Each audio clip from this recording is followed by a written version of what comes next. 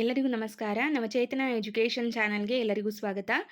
ಇವತ್ತಿನ ಸೆಷನ್ನಲ್ಲಿ ನಾವು PSTR, GPSTR ಮತ್ತು HSTR ಪರೀಕ್ಷೆಗಳಿಗೆ ಉಪಯುಕ್ತ ಆಗೋ ರೀತಿಯಲ್ಲಿ ದೈನಂದಿನ ಪ್ರಚಲಿತ ಘಟನೆಗಳು ಮತ್ತು ಸಾಮಾನ್ಯ ಜ್ಞಾನವನ್ನು ಆಧರಿಸಿದಂತಹ ಪ್ರಶ್ನೋತ್ತರಗಳನ್ನು ನೋಡ್ತಾ ಹೋಗೋಣ.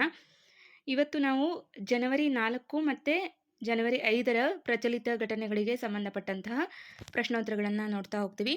ಈಗ ಆಲ್ರೆಡಿ ಜನವರಿ 1, 2, 3 ದಿನದ ಪ್ರಚಲಿತ ಘಟನೆಗಳ ಒಂದು ಪ್ರಶ್ನೋತ್ತರ ಸೆಷನನ್ನು ಆಲ್ರೆಡಿ ಅಪ್ಲೋಡ್ ಮಾಡಿದ್ದೀನಿ. ಸೊ ಅದನ್ನು ಯಾರು ನೋಡಿಲ್ಲ ನೋಡ್ಕೊಳ್ರಿ, ಪ್ಲೇಲಿಸ್ಟಲ್ಲಿ ಸಿಗುತ್ತೆ.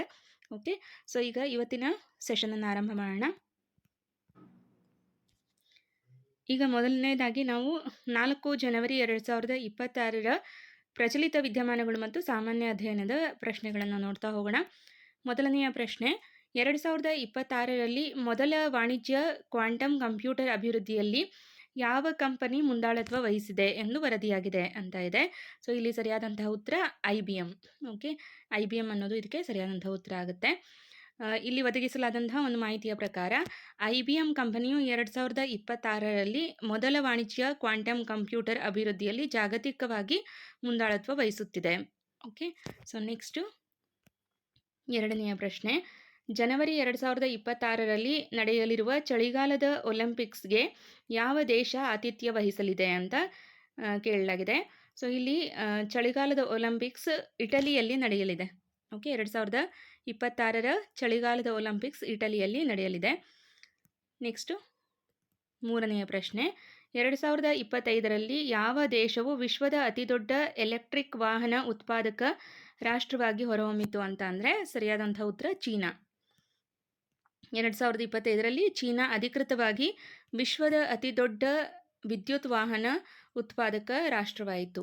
ಓಕೆ, ಎಲೆಕ್ಟ್ರಿಕ್ ವೆಹಿಕಲ್ಸ್ನ ಉತ್ಪಾದನೆ ಮಾಡೋದರಲ್ಲಿ ಚೀನಾ ಎಲ್ಲ ದೇಶಗಳಿಗಿಂತ ಮುಂಚೂಣಿಯಲ್ಲಿದೆ, ಮೊದಲ ಸ್ಥಾನದಲ್ಲಿದೆ ಅಂತ ಹೇಳ್ಬೋದು. ಇನ್ನು ನಾಲ್ಕನೆಯ ಪ್ರಶ್ನೆ, 2025ರಲ್ಲಿ ಮನರಂಜನಾ ಉದ್ದೇಶಕ್ಕಾಗಿ ಗಾಂಜಾವನ್ನು ಕಾನೂನುಬದ್ಧಗೊಳಿಸುವುದಾಗಿ ಘೋಷಿಸಿದ ಏಷ್ಯಾದ ರಾಷ್ಟ್ರ ಯಾವುದು ಅಂತ ಕೇಳಿದರೆ ಥೈಲ್ಯಾಂಡ್ ಅನ್ನೋದು ಸರಿಯಾದ ಉತ್ತರ ಆಗುತ್ತೆ. ಓಕೆ, ಥೈಲ್ಯಾಂಡ್ ದೇಶವು 2025ರಲ್ಲಿ ಮನರಂಜನಾ ಗಾಂಜಾವನ್ನು ಕಾನೂನುಬದ್ಧಗೊಳಿಸುವುದಾಗಿ ಘೋಷಿಸಿದೆ. ನೆಕ್ಸ್ಟು, ಏರುತ್ತಿರುವ ಸಮುದ್ರ ಮಟ್ಟವನ್ನು ನಿಭಾಯಿಸಲು 2025ರಲ್ಲಿ ಯಾವ ಸಂಸ್ಥೆಯು ಹೊಸ ಜಾಗತಿಕ ಉಪಕ್ರಮವನ್ನು ಘೋಷಿಸಿತು ಅಂತ ಕೇಳಿದ್ದಾರೆ. ಸೊ ಇಲ್ಲಿ ಸರಿಯಾದಂಥ ಉತ್ತರ ವಿಶ್ವಸಂಸ್ಥೆಯ ಪರಿಸರ ಕಾರ್ಯಕ್ರಮ UNEP. ಓಕೆ, ಇದು ಸರಿಯಾದ ಉತ್ತರ ಆಗುತ್ತೆ. ನೆಕ್ಸ್ಟು ಇಲ್ಲಿ ನೋಡಿ, ಏರುತ್ತಿರುವ ಸಮುದ್ರ ಮಟ್ಟದ ಸವಾಲುಗಳನ್ನು ಎದುರಿಸಲು UNEP ಹೊಸ ಜಾಗತಿಕ ಉಪಕ್ರಮವನ್ನು ಪ್ರಕಟಿಸಿದೆ. ನೆಕ್ಸ್ಟು, ಡಿಸೆಂಬರ್ 2025ರಲ್ಲಿ ಆಯ್ಕೆಯಾದ ಕೆನಡಾದ ಹೊಸ ಪ್ರಧಾನಮಂತ್ರಿ ಯಾವ ವಿಷಯದ ಮೇಲಿನ ನೀತಿಗೆ ಹೆಸರುವಾಸಿಯಾಗಿದ್ದಾರೆ ಅಂತ ಕೇಳಿದ್ದಾರೆ. ಸೊ ಇಲ್ಲಿ ಸರಿಯಾದಂಥ ಉತ್ತರ ಹವಾಮಾನ ಬದಲಾವಣೆ. ಇಲ್ಲಿ ಡಿಸೆಂಬರ್ದು ಕೆಲವೊಂದಿಷ್ಟು ಇಂಪಾರ್ಟೆಂಟ್ ಕಾನ್ಸೆಪ್ಟ್ಗಳನ್ನು ಇಲ್ಲಿ ಕವರ್ ಮಾಡುವಂತಹ ಪ್ರಯತ್ನ ಮಾಡ್ತಾ ಇದ್ದೀನಿ. ಓಕೆ, ಸೊ ಇಲ್ಲಿ ಹವಾಮಾನ ಬದಲಾವಣೆ ಅನ್ನೋದು ಸರಿಯಾದ ಉತ್ತರ ಆಗುತ್ತೆ. ಕೆನಡಾದ ಹೊಸ ಪ್ರಧಾನಮಂತ್ರಿಯು ಹವಾಮಾನ ಬದಲಾವಣೆ ನೀತಿಯ ಮೇಲೆ ಗಮನಹರಿಸುವುದಕ್ಕೆ ಹೆಸರುವಾಸಿಯಾಗಿದ್ದಾರೆ. ನೆಕ್ಸ್ಟ್ 7ನೆಯ ಪ್ರಶ್ನೆ, ಜನವರಿ 2026ರಲ್ಲಿ ಗುರುಗ್ರಹದ ಚಂದ್ರನಾದ ಯುರೋಪಾದಲ್ಲಿ ಯಾವ ಬಾಹ್ಯಾಕಾಶ ಸಂಸ್ಥೆ ರೋವರನ್ನು ಇಳಿಸಿತು ಅಂತ ಕೇಳಿದ್ದಾರೆ. ಸೊ ಇಲ್ಲಿ ಸರಿಯಾದಂಥ ಉತ್ತರ ನಾಸಾ. ಅಮೆರಿಕದ ಬಾಹ್ಯಾಕಾಶ ಸಂಸ್ಥೆ ನಾಸಾ ಯುರೋಪಾದಲ್ಲಿ ಯಶಸ್ವಿಯಾಗಿ ರೋವರನ್ನು ಇಳಿಸಿದೆ. ಈ ಯುರೋಪಾವನ್ನು ನಾವು ಗುರುಗ್ರಹದ ಚಂದ್ರ ಅಂತಲೇ ಕರಿತೀವಿ. ಇನ್ನು ನೆಕ್ಸ್ಟು 8ನೆಯ ಪ್ರಶ್ನೆ, 2026ರಲ್ಲಿ ನಡೆಯಲಿರುವ G20 ಶೃಂಗಸಭೆಯ ಪ್ರಮುಖ ಉದ್ದೇಶ ಏನು ಅಂದರೆ COVID-19 ನಂತರದ ಜಾಗತಿಕ ಆರ್ಥಿಕ ಬಿಕ್ಕಟ್ಟನ್ನು ಪರಿಹರಿಸುವುದು ಇದರ ಮುಖ್ಯ ಉದ್ದೇಶ ಆಗಿರುತ್ತೆ. ಓಕೆ, COVID-19 ಸಾಂಕ್ರಾಮಿಕ ರೋಗದಿಂದ ಉಂಟಾದ ಜಾಗತಿಕ ಆರ್ಥಿಕ ಬಿಕ್ಕಟ್ಟನ್ನು ಪರಿಹರಿಸಲು 2026ರ G20 ಶೃಂಗಸಭೆ ನಡೆಯಲಿದೆ. 9ನೆಯ ಪ್ರಶ್ನೆ, ಜನವರಿ 2026ರಲ್ಲಿ ಕ್ಯಾನ್ಸರ್ ಚಿಕಿತ್ಸೆಗಾಗಿ ಯಾವ ತಂತ್ರಜ್ಞಾನದ ಪ್ರಗತಿಯನ್ನು ಘೋಷಿಸಲಾಯಿತು. 2026ರಲ್ಲಿ ಕ್ಯಾನ್ಸರ್ ಚಿಕಿತ್ಸೆಗಾಗಿ ಒಂದು ಹೊಸ ತಂತ್ರಜ್ಞಾನವನ್ನು ಪ್ರಗತಿ ಮಾಡಲಾಗಿದೆ, ಅಂದರೆ ಕಂಡುಹಿಡಿಯಲಾಗಿದೆ. ಸೊ ಅದು ಯಾವುದು ಅಂದರೆ CRISPR ಜಿನ್ ಸಂಪಾದನೆ. ಓಕೆ, ಸೊ ಇಲ್ಲಿ ವೈಯಕ್ತಿಕಗೊಳಿಸಿದ ಚಿಕಿತ್ಸೆಗಾಗಿ CRISPR ಜೀನ್ ಎಡಿಟಿಂಗ್ ಮೂಲಕ ಕ್ಯಾನ್ಸರ್ ಚಿಕಿತ್ಸೆಯಲ್ಲಿ ಕ್ರಾಂತಿಕಾರಿ ಪ್ರಗತಿಯನ್ನು ಘೋಷಿಸಲಾಗಿದೆ. ನೆಕ್ಸ್ಟ್ 10ನೆಯ ಪ್ರಶ್ನೆ, ಇತ್ತೀಚೆಗೆ ಯಾವ ದೇಶವು ಸರ್ಕಾರಿ ಸಾಧನಗಳಲ್ಲಿ ಟಿಕ್ಟಾಕ್ ಬಳಕೆಯನ್ನು ನಿಷೇಧಿಸಿದೆ ಅಂದರೆ ಯುನೈಟೆಡ್ ಸ್ಟೇಟ್ಸ್. ಅಮೆರಿಕ ಅಂದರೆ ಯುನೈಟೆಡ್ ಸ್ಟೇಟ್ಸ್ ಇತ್ತೀಚೆಗೆ ತನ್ನ ಸರ್ಕಾರಿ ಸಾಧನಗಳಲ್ಲಿ ಟಿಕ್ಟಾಕ್ ಬಳಕೆಯನ್ನು ನಿಷೇಧಿಸಿದೆ. ನೆಕ್ಸ್ಟು, ಭಾರತೀಯ ರಕ್ಷಣಾ ಸಚಿವಾಲಯವು ಇತ್ತೀಚೆಗೆ ಸೇನೆ ಮತ್ತು ನೌಕಾಪಡೆಗೆ ಎಷ್ಟು ಮೊತ್ತದ ಒಪ್ಪಂದಗಳಿಗೆ ಸಹಿ ಹಾಕಿದೆ ಅಂತ ಕೇಳಿದರೆ ಸರಿಯಾದಂಥ ಉತ್ತರ ಆಪ್ಷನ್ ಸಿ, 4,666 ಕೋಟಿ. ಭಾರತೀಯ ಸೇನೆ ಮತ್ತು ನೌಕಾಪಡೆಯನ್ನು ಬಲಪಡಿಸಲು ರಕ್ಷಣಾ ಸಚಿವಾಲಯವು 4,666 ಕೋಟಿ ಮೌಲ್ಯದ ಒಪ್ಪಂದಗಳಿಗೆ ಸಹಿ ಹಾಕಿದೆ. ಇನ್ನು ನೆಕ್ಸ್ಟು 12ನೇ ಪ್ರಶ್ನೆ, ಇದಕ್ಕೆ ಸಂಬಂಧಪಟ್ಟಂತಹ ಮತ್ತೊಂದು ಪ್ರಶ್ನೆ ಇದೆ. ರಕ್ಷಣಾ ಸಚಿವಾಲಯದ ಹೊಸ ಒಪ್ಪಂದದ ಅಡಿಯಲ್ಲಿ ಯಾವ ಶಸ್ತ್ರಾಸ್ತ್ರಗಳನ್ನು ಖರೀದಿಸಲಾಗುತ್ತಿದೆ ಅಂತ ಅಂದರೆ ಇಲ್ಲಿ option B, close quarter battle ಕಾರ್ಬೈನ್ಗಳು ಮತ್ತು ಹೆವಿ ವೇಟ್ ಟಾರ್ಪಿಡೋಗಳನ್ನು ಖರೀದಿಸಬೇಕು ಅಂತ ನಿರ್ಧಾರ ಮಾಡಲಾಗಿದೆ. ಓಕೆ, ಸೊ ಈ ಒಪ್ಪಂದವು ಕ್ಲೋಸ್ ಕ್ವಾರ್ಟರ್ ಬ್ಯಾಟಲ್ ಕಾರ್ಬೈನ್ಗಳು ಮತ್ತು ಹೆವಿ ವೇಟ್ ಟಾರ್ಪಿಡೋಗಳನ್ನು ಒಳಗೊಂಡಿದೆ. ಹಾಗಾದರೆ ಇದನ್ನು ಸಿದ್ಧಪಡಿಸಿದವರು ಯಾರು, ಅಭಿವೃದ್ಧಿಪಡಿಸಿದವರು ಯಾರು ಅಂತ ಪ್ರಶ್ನೆ ಇದೆ. ಹೊಸದಾಗಿ ಖರೀದಿಸಲಾಗುತ್ತಿರುವ ಕ್ಲೋಸ್ ಕ್ವಾರ್ಟರ್ ಬ್ಯಾಟಲ್ ಕಾರ್ಬೈನ್ಗಳನ್ನು ಯಾರು ಅಭಿವೃದ್ಧಿಪಡಿಸಿದ್ದಾರೆ? DRDOದವರು ಅಭಿವೃದ್ಧಿಪಡಿಸಿರುವಂಥದ್ದು. DRDOದ ಶಸ್ತ್ರಾಸ್ತ್ರ ಸಂಶೋಧನೆ ಮತ್ತು ಅಭಿವೃದ್ಧಿ ಸ್ಥಾಪನೆ. ಸೊ ಇಲ್ಲಿ ಸರಿಯಾದಂಥ ಉತ್ತರ ಮತ್ತು ವಿವರಣೆಯನ್ನು ನೋಡೋಣ. ಈ ಕಾರ್ಬೈನ್ಗಳನ್ನು ಪುಣೆಯಲ್ಲಿರುವ DRDOದ ಶಸ್ತ್ರಾಸ್ತ್ರ ಸಂಶೋಧನೆ ಮತ್ತು ಅಭಿವೃದ್ಧಿ ಸ್ಥಾಪನೆ ಅಭಿವೃದ್ಧಿಪಡಿಸಿದೆ. ನೆಕ್ಸ್ಟು 14ನೇ ಪ್ರಶ್ನೆ, ಕ್ಲೋಸ್ ಕ್ವಾರ್ಟರ್ ಬ್ಯಾಟಲ್ ಕಾರ್ಬೈನ್ಗಳನ್ನು ಹೊಸ ಖಾಸಗಿ ಕಂಪನಿ ತಯಾರಿಸುತ್ತಿದೆ. ಯಾವ ಒಂದು ಹೊಸ ಖಾಸಗಿ ಕಂಪನಿ ತಯಾರಿಸ್ತಿದೆ ಅಂತ ಕೇಳಿದರೆ ಸರಿಯಾದಂಥ ಉತ್ತರ ಭಾರತ್ ಫೋರ್ಜ್ ಲಿಮಿಟೆಡ್. ಓಕೆ, ಈ ಕಾರ್ಬೈನ್ಗಳನ್ನು ಭಾರತ್ ಫೋರ್ಜ್ ಲಿಮಿಟೆಡ್ ತಯಾರಿಸುತ್ತಿದೆ. ನೆಕ್ಸ್ಟ್ 15ನೇ ಪ್ರಶ್ನೆ, ರಕ್ಷಣಾ ಒಪ್ಪಂದದಲ್ಲಿ ಉಲ್ಲೇಖಿಸಲಾದ ಕಾರ್ಬೈನ್ ಯಾವ ಅಳತೆಯ ಮದ್ದುಗುಂಡುಗಳನ್ನು ಬಳಸುತ್ತದೆ ಅಂತ ಕೇಳಿದರೆ ಸೊ ಇಲ್ಲಿ ಆಪ್ಷನ್ ಬಿ 5.56 × 45 mm. ವಿವರಣೆ, close quarter battle carbine 5.56 × 45 mm ಮದ್ದುಗುಂಡುಗಳನ್ನು ಬಳಸುವ ಕಾಂಪ್ಯಾಕ್ಟ್ ಬಂದೂಕಾಗಿದೆ. ಸೊ ಇದಕ್ಕೆ ಸಂಬಂಧಪಟ್ಟಂತೆ ಯಾವೆಲ್ಲ ರೀತಿ ಪ್ರಶ್ನೆಗಳನ್ನು ಕೇಳ್ಬೋದು, ಸೊ ಅದಷ್ಟನ್ನು ಕವರ್ ಮಾಡುವಂಥ ಪ್ರಯತ್ನ ಮಾಡ್ತಿದ್ದೀನಿ.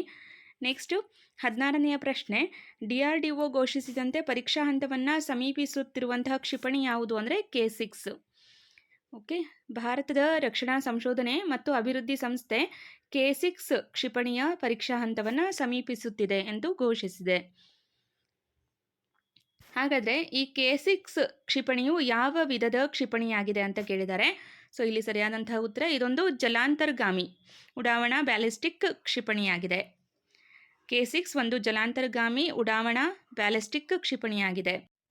18ನೇ ಪ್ರಶ್ನೆ, K6 ಕ್ಷಿಪಣಿಯ ಅಂದಾಜು ದಾಳಿ ವ್ಯಾಪ್ತಿ ಎಷ್ಟು ಅಂತ ಕೇಳಿದ್ದಾರೆ. ಸೊ ಇಲ್ಲಿ ಸರಿಯಾದಂಥ ಉತ್ತರ 8,000 ಕಿಲೋಮೀಟರ್ ಅನ್ನೋದು ಸರಿಯಾದಂಥ ಉತ್ತರ ಆಗುತ್ತೆ.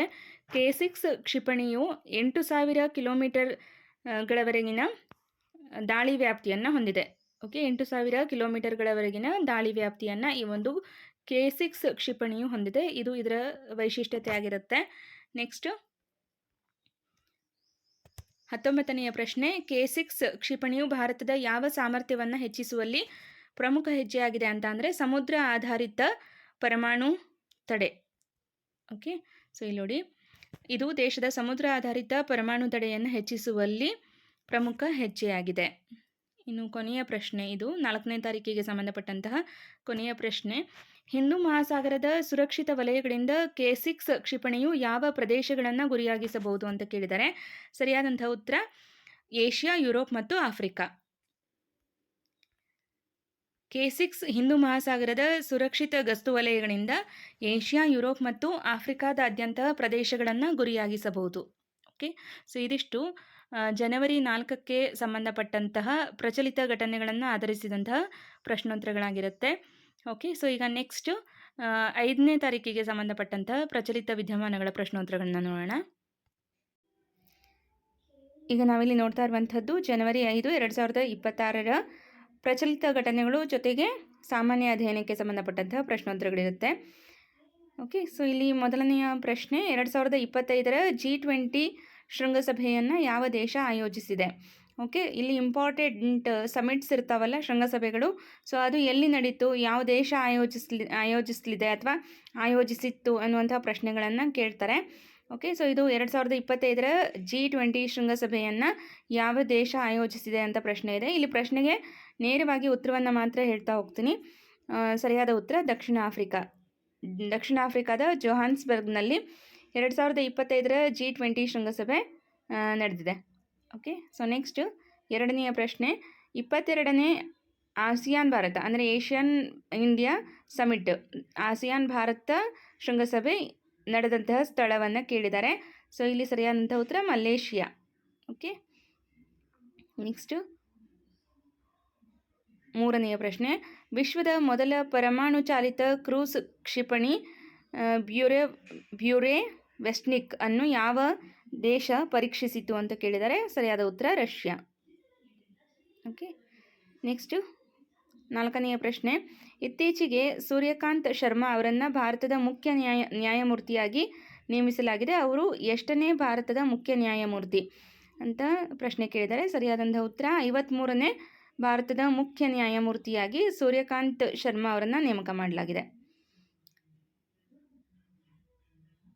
ನೆಕ್ಸ್ಟ್ ಐದನೆಯ ಪ್ರಶ್ನೆ, 2028ರ ವಿಶ್ವ ಜೂನಿಯರ್ ಶೂಟಿಂಗ್ ಚಾಂಪಿಯನ್ಶಿಪ್ ಈ ಒಂದು ಕ್ರೀಡೆಯನ್ನು ಯಾರು ಆಯೋಜಿಸುತ್ತಾರೆ ಅಂತ ಪ್ರಶ್ನೆಯನ್ನು ಕೇಳಿದ್ದಾರೆ. ಸೊ ಇಲ್ಲಿ ಸರಿಯಾದಂಥ ಉತ್ತರ ಭಾರತದ ನವದೆಹಲಿಯಲ್ಲಿ ಈ ಒಂದು ವಿಶ್ವ ಜೂನಿಯರ್ ಶೂಟಿಂಗ್ ಚಾಂಪಿಯನ್ಶಿಪ್ಪನ್ನು ಆಯೋಜಿಸಲಾಗಿದೆ. ನೆಕ್ಸ್ಟು, ಇತ್ತೀಚೆಗೆ ಯಾವ ಭಾರತೀಯ ಕೆಮ್ಮಿನ ಸಿರಪ್ಪನ್ನು WHO ಕೆಳಮಟ್ಟದ ಒಂದು ಸಿರಪ್ ಅಂತ ಗುರುತಿಸಿದೆ ಅಂತಂದರೆ ಇಲ್ಲಿ ಸರಿಯಾದ ಉತ್ತರ option B, cold drift. Okay, next ಏಳನೆಯ ಪ್ರಶ್ನೆ, 2025ರಲ್ಲಿ ಎಷ್ಟು ವ್ಯಕ್ತಿಗಳಿಗೆ ಪದ್ಮವಿಭೂಷಣ ಪ್ರಶಸ್ತಿ ನೀಡಿ ಗೌರವಿಸಲಾಯಿತು ಅಂತ ಕೇಳಿದ್ದಾರೆ. ಸೊ ಇಲ್ಲಿ 7 ಜನರಿಗೆ ಪದ್ಮವಿಭೂಷಣ ಪ್ರಶಸ್ತಿಯನ್ನು ನೀಡಿ ಗೌರವಿಸಲಾಗಿದೆ. ಸೊ ಆ ವ್ಯಕ್ತಿಗಳ ಹೆಸರನ್ನು ಕೂಡ ನಾವು ನೋಡ್ಕೊಳ್ಬೇಕಾಗತ್ತೆ, ಇಂಪಾರ್ಟೆಂಟ್ ಆಗಿರುತ್ತೆ. ಓಕೆ, ಸೊ ನೆಕ್ಸ್ಟ್ 8ನೆಯ ಪ್ರಶ್ನೆ, ರಾಷ್ಟ್ರೀಯ ಧ್ರುವ ಮತ್ತು ಸಾಗರ ಸಂಶೋಧನಾ ಕೇಂದ್ರ ಅಂಟಾರ್ಕ್ಟಿಕಾ ಮತ್ತು ಆರ್ಕಟಿಕ್ಗೆ ಕಾರ್ಯಾಚರಣೆಗೆ ನೋಡಲ್ ಏಜೆನ್ಸಿಯಾಗಿದ್ದು ಭಾರತದ ಯಾವ ರಾಜ್ಯ ಅಂತ ಕೇಳಿದ್ದಾರೆ. ಸರಿಯಾದ ಉತ್ತರ ಗೋವಾ. ಓಕೆ, ಗೋವಾ. ನೆಕ್ಸ್ಟು 9ನೆಯ ಪ್ರಶ್ನೆ, ಭಾರತೀಯ ಸೇನೆಯಿಂದ ಪ್ರಾರಂಭಿಸಲಾದ ಸ್ಥಳೀಯ ಸಕ್ಷಮ್ ಆ್ಯಂಟಿ ಡ್ರೋನ್ ಗ್ರಿಡ್ ಅನ್ನು ಯಾವ ಕಂಪನಿಯ ಸಹಯೋಗದೊಂದಿಗೆ ಅಭಿವೃದ್ಧಿಪಡಿಸಲಾಗಿದೆ ಅಂತ ಪ್ರಶ್ನೆ ಕೇಳಿದ್ದಾರೆ. ಸೊ ಇಲ್ಲಿ ಸರಿಯಾದಂಥ ಉತ್ತರ Bharat Electronics Limited. Okay, option C, Bharat Electronics Limited. Next 10ನೆಯ ಪ್ರಶ್ನೆ, ಇತ್ತೀಚೆಗೆ ಯಾವ ಸರ್ಕಾರವು ತನ್ನ ದೇವಾಲಯದ ಅಪರೂಪದ ದಾಖಲೆಗಳನ್ನು ಸಂರಕ್ಷಿಸಲು ಡಿಜಿಟಲ್ ಗ್ರಂಥಾಲಯವನ್ನು ರಚಿಸುವುದಾಗಿ ಘೋಷಿಸಿದೆ ಅಂತ ಕೇಳಿದ್ದಾರೆ. ಆಪ್ಷನ್ ಸಿ, ಒಡಿಶಾ ಅನ್ನೋದು ಸರಿಯಾದಂಥ ಉತ್ತರ. 11ನೆಯ ಪ್ರಶ್ನೆ, ಯಾವ ಸಂಸ್ಥೆಯು ವರ್ಧಿತ ಮೂಲ ಪ್ರಮಾಣಪತ್ರ 2.0 ವ್ಯವಸ್ಥೆಯನ್ನು ಪ್ರಾರಂಭಿಸಿದೆ ಅಂತ ಪ್ರಶ್ನೆಯನ್ನು ಕೇಳಿದ್ದಾರೆ. ಸೊ ಇಲ್ಲಿ ವಿದೇಶಿ ವ್ಯಾಪಾರ ನಿರ್ದೇಶನಾಲಯ ಅನ್ನೋದು ಸರಿಯಾದಂತಹ ಉತ್ತರ ಆಗುತ್ತೆ. ಓಕೆ, ಈ ಸಂಸ್ಥೆಯು ವರ್ಧಿತ ಮೂಲ ಪ್ರಮಾಣ ಪತ್ರ 2.0 ವ್ಯವಸ್ಥೆಯನ್ನು ಅಭಿವೃದ್ಧಿಪಡಿಸಿದೆ. ನೆಕ್ಸ್ಟ್ 12ನೆಯ ಪ್ರಶ್ನೆ, ರಕ್ತದ ಕ್ಯಾನ್ಸರ್ ಚಿಕಿತ್ಸೆಗಾಗಿ 2ನೇ ಜೀವಂತ ಔಷಧವಾದ ಕಾರ್ಟೆಮಿಯನ್ನು ಯಾವ ಸಂಸ್ಥೆ ಅನುಮೋದಿಸಿದೆ ಅಂತ ಪ್ರಶ್ನೆಯನ್ನು ಕೇಳಿದ್ದಾರೆ. ಸೊ ಇಲ್ಲಿ ಸರಿಯಾದಂಥ ಉತ್ತರ ಆಪ್ಷನ್ ಬಿ, ಕೇಂದ್ರ ಔಷಧಗಳ ಗುಣಮಟ್ಟ ನಿಯಂತ್ರಣ ಸಂಸ್ಥೆ. ಈ ಒಂದು ಸಂಸ್ಥೆ ಈ ರಕ್ತದ ಕ್ಯಾನ್ಸರ್ ಚಿಕಿತ್ಸೆಗಾಗಿ 2ನೇ ಜೀವಂತ ಔಷಧವಾದ ಕಾರ್ಟೆಮಿಯನ್ನು ಅನುಮೋದಿಸಿದೆ. 13ನೆಯ ಪ್ರಶ್ನೆ, ವಿಶ್ವದ ಅತಿದೊಡ್ಡ ದತ್ತಾಂಶ ಕೇಂದ್ರವನ್ನು ಈ ಕೆಳಗಿನ ಯಾವ ರಾಜ್ಯದಲ್ಲಿ ನಿರ್ಮಿಸಲಾಗುವುದು ಅಂತ ಪ್ರಶ್ನೆ ಕೇಳಿದ್ದಾರೆ. ಸರಿಯಾದ ಉತ್ತರ ಗುಜರಾತ್. ಓಕೆ, ಗುಜರಾತ್ನಲ್ಲಿ ವಿಶ್ವದ ಅತಿದೊಡ್ಡ ದತ್ತಾಂಶ ಕೇಂದ್ರವನ್ನು ನಿರ್ಮಿಸಲಾಗುವುದು. ನೆಕ್ಸ್ಟು 14ನೆಯ ಪ್ರಶ್ನೆ, ಇಸ್ರೋದ ಲಿಕ್ವಿಡ್ ಪ್ರೊಪಲ್ಷನ್ ಸಿಸ್ಟಮ್ಸ್ ಸೆಂಟರ್ನ ನಿರ್ದೇಶಕರಾಗಿ ಈ ಕೆಳಗಿನ ಯಾರನ್ನು ನೇಮಿಸಲಾಗಿದೆ ಅಂತ ಅಂದರೆ ಸರಿಯಾದಂಥ ಉತ್ತರ ಎಂ ಮೋಹನ್ ಅವರನ್ನು ನೇಮಿಸಲಾಗಿದೆ. ನೆಕ್ಸ್ಟ್ 15ನೆಯ ಪ್ರಶ್ನೆ, ಭಾರತದ ಮೊದಲ ಡಿಜಿಟಲ್ ಅಲೆಮಾರಿ ಗ್ರಾಮವನ್ನು ಯಾವ ರಾಜ್ಯದಲ್ಲಿ ಸ್ಥಾಪಿಸಲಾಯಿತು ಅಂತ ಕೇಳಿದರೆ ಸರಿಯಾದಂಥ ಉತ್ತರ ಸಿಕ್ಕಿಂ. Option A, Sikkim. ಸಿಕ್ಕಿಂನಲ್ಲಿ ಭಾರತದ ಮೊದಲ ಡಿಜಿಟಲ್ ಅಲೆಮಾರಿ ಗ್ರಾಮವನ್ನು ಸ್ಥಾಪಿಸಲಾಯಿತು. ನೆಕ್ಸ್ಟ್ 15ನೆಯ ಪ್ರಶ್ನೆ, ಇತ್ತೀಚೆಗೆ ನಡೆದ ಆಸ್ಟ್ರೇಲಿಯನ್ ಓಪನ್ 2025 ಈ ಒಂದು ವರ್ಷದಲ್ಲಿ ಪುರುಷರ ಸಿಂಗಲ್ಸ್ ಪ್ರಶಸ್ತಿಯನ್ನು ಈ ಕೆಳಗಿನವರಲ್ಲಿ ಯಾರು ಗೆದ್ದಿದ್ದಾರೆ? ಸೊ ಸರಿಯಾದಂಥ ಉತ್ತರ ಇಲ್ಲಿ ಜಾನಿಕ್ ಸಿನ್ನರ್ ಅನ್ನೋರು ಈ ಒಂದು ಪ್ರಶಸ್ತಿಯನ್ನು ಗೆದ್ದಂಥವರಾಗಿರ್ತಾರೆ. ಓಕೆ, ಸೊ ನೆಕ್ಸ್ಟ್ 2025ರಲ್ಲಿ ಭಾರತ ಸರ್ಕಾರ ಎಷ್ಟು ಜನರಿಗೆ ಪದ್ಮ ಪ್ರಶಸ್ತಿ ನೀಡುವುದಾಗಿ ಘೋಷಿಸಿದೆ? ಸೊ ಇಲ್ಲಿ ಸರಿಯಾದಂಥ ಉತ್ತರ 139. ಓಕೆ, 139 ಜನರಿಗೆ ಪದ್ಮ ಪ್ರಶಸ್ತಿ ನೀಡುವುದಾಗಿ ಘೋಷಣೆಯನ್ನು ಮಾಡಿದೆ. ಇನ್ನು 18ನೆಯ ಪ್ರಶ್ನೆ, ಕ್ಲಾರಿಫೈನ NCRP ಇಂಟಿಗ್ರೇಷನ್ ಸೊಲ್ಯೂಷನ್ ಅನ್ನು ಜಾರಿಗೆ ತಂದ ಮೊದಲ ಭಾರತೀಯ ಬ್ಯಾಂಕ್ ಯಾವುದು ಅಂತ ಕೇಳಿದ್ದಾರೆ. ಸರಿಯಾದಂಥ ಉತ್ತರ ಪಂಜಾಬ್ ನ್ಯಾಷನಲ್ ಬ್ಯಾಂಕ್. ನೆಕ್ಸ್ಟ್ 19ನೆಯ ಪ್ರಶ್ನೆ, ಮನಿಲಾದಲ್ಲಿ ನಡೆದ ಮಿಸಸ್ ಯೂನಿವರ್ಸ್ 2025ರ ಪ್ರಶಸ್ತಿಯನ್ನು ಗೆದ್ದವರು ಯಾರು ಅಂದರೆ ನಮ್ಮ ಭಾರತದ ಶೆರ್ರಿ ಸಿಂಗ್ ಅನ್ನೋರು ಮಿಸಸ್ ಯೂನಿವರ್ಸ್ 2025ರ ಪ್ರಶಸ್ತಿಯನ್ನು ಗೆದ್ದವರಾಗಿರ್ತಾರೆ. ಓಕೆ, ಸೊ ನೆಕ್ಸ್ಟ್, ಭಾರತದ ಯಾವ ನಗರವು ಯುನೆಸ್ಕೋದಿಂದ ಗ್ಯಾಸ್ಟ್ರೋನಮಿಯ ಸೃಜನಶೀಲ ನಗರವಾಗಿ ಗುರುತಿಸಲ್ಪಟ್ಟಿದೆ ಅಂದರೆ ಲಕ್ನೋ. ಓಕೆ, ಸೊ ಯುನೆಸ್ಕೋದಿಂದ ಗ್ಯಾಸ್ಟ್ರೋನಮಿಯ ಸೃಜನಶೀಲ ನಗರಿ ಅಂತ ಲಕ್ನೋವನ್ನು ಗುರುತಿಸಲಾಗಿದೆ. ನೆಕ್ಸ್ಟ್, ICC ಮಹಿಳಾ ವಿಶ್ವಕಪ್ನ 13ನೇ ಆವೃತ್ತಿಯನ್ನು ಭಾರತ ಗೆದ್ದುಕೊಂಡಿತು. ಇದು ಅದರ ಎಷ್ಟನೇ ಪ್ರಶಸ್ತಿ ಅಂದರೆ ಮೊದಲ ಪ್ರಶಸ್ತಿಯಾಗಿರುತ್ತೆ. ಓಕೆ, 2025ರಲ್ಲಿ ನಡೆದಿರುವಂಥದ್ದು ICC ಮಹಿಳಾ ವಿಶ್ವಕಪ್ನ 13ನೇ ಆವೃತ್ತಿಯನ್ನು Bharat ಗೆದ್ದುಕೊಂಡಿತು.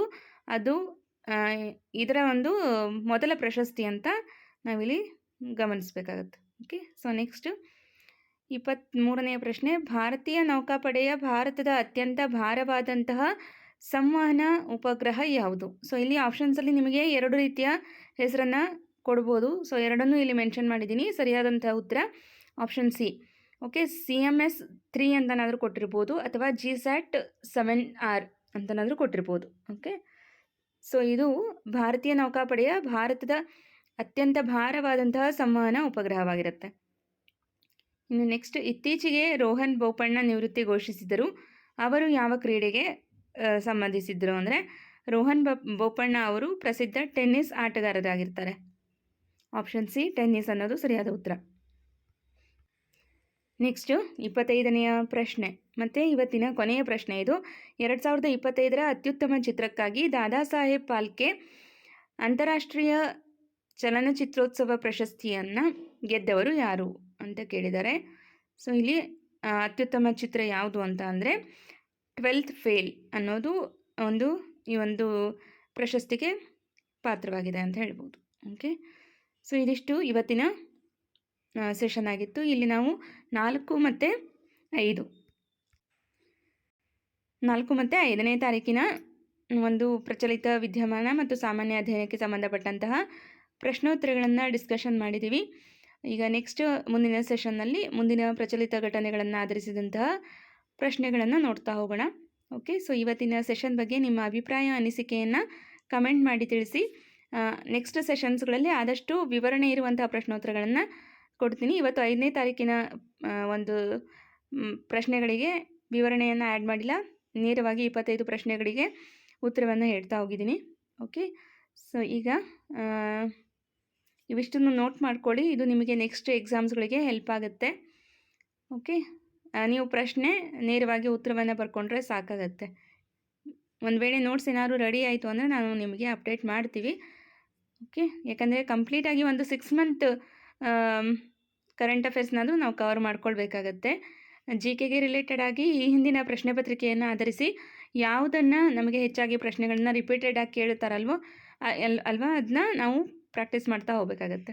Okay, books and author's ಆಗಿರ್ಬೋದು, ಅನಂತರ ಪ್ರಮುಖ ಪ್ರಶಸ್ತಿಗಳಾಗಿರ್ಬೋದು, ಆಮೇಲೆ ಪ್ರಮುಖ ದಿನಾಚರಣೆಗಳು ಮತ್ತು ಅದರ ಥೀಮ್ಸ್ ಆಗಿರ್ಬೋದು, ಈ ರೀತಿ GK ರಿಲೇಟೆಡ್ ಇರ್ತಾವಲ್ಲ. ಸೊ ಅದನ್ನು ಡೈಲಿ ಒಂದೊಂದು ಕಾನ್ಸೆಪ್ಟನ್ನು ಓದ್ತಾ ಬನ್ನಿ. ನಾನು ನೆಕ್ಸ್ಟ್ ಕಾನ್ಸೆಪ್ಟ್ ವೈಸೇ ಮಾಡೋಣ ಅಂತ ಅಂದ್ಕೊಂಡಿದ್ದೀನಿ. ಸಮಯ ಸಿಕ್ಕರೆ ಖಂಡಿತವಾಗ್ಲೂ ಎಲ್ಲವನ್ನು ತರಗತಿ ರೂಪದಲ್ಲಿ ಕೊಡಬೇಕು ಅನ್ನುವಂತಹ ಪ್ರಯತ್ನದಲ್ಲಿರ್ತೀನಿ. ಓಕೆ, ಸೊ ಇವತ್ತಿನ ಸೆಷನ್ ಬಗ್ಗೆ ನಿಮ್ಮ ಅಭಿಪ್ರಾಯ ಅನಿಸಿಕೆಯನ್ನು ತಿಳಿಸಿ. ಮತ್ತು ಈ ಸೆಷನ್ ಇಷ್ಟ ಆಗಿದ್ದರೆ ಲೈಕ್ ಮಾಡಿ ಅಂತ ಹೇಳ್ತಾ ಈ ತರಗತಿಯನ್ನು ಇಲ್ಲಿಗೆ ಎಂಡ್ ಮಾಡ್ತಾ ಇದ್ದೀನಿ. Thank you all.